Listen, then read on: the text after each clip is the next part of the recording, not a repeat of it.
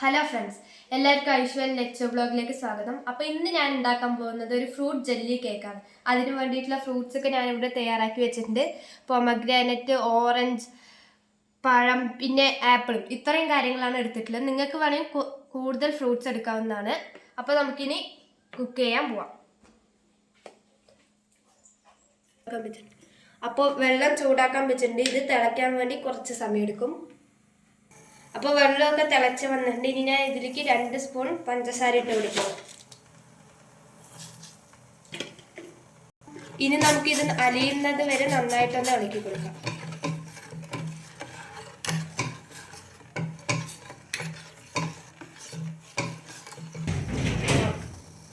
അപ്പോൾ ഇത് നന്നായി അലിഞ്ഞിട്ടുണ്ട്. ഇനി നമുക്ക് ഇതിക്ക് ചൈന ഗ്രാസ് ഇട്ട് കൊടുക്കണം.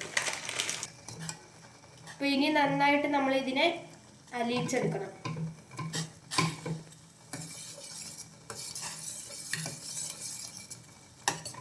കണ്ടില്ലേ, ഇതുപോലെ ഇങ്ങനെ നന്നായി അലിയിച്ചെടുക്കണം.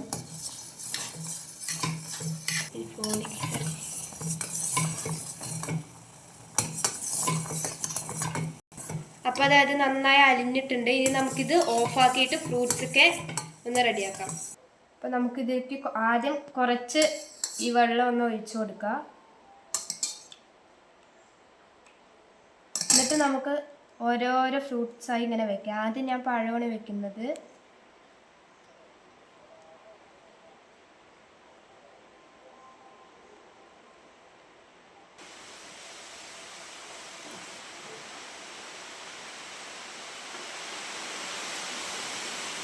പിന്നെ ഓറഞ്ച്, പിന്നെ ആപ്പിൾ.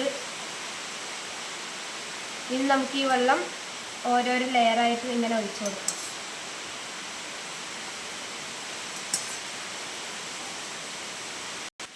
അപ്പോൾ നമ്മൾ ഫ്രൂട്ട്സ് ഒക്കെ ഇട്ട് എല്ലാം റെഡിയാക്കിയിട്ടുണ്ട്. ഇനി നമുക്കിതിനെ തണുപ്പിച്ചിട്ട് വരാം.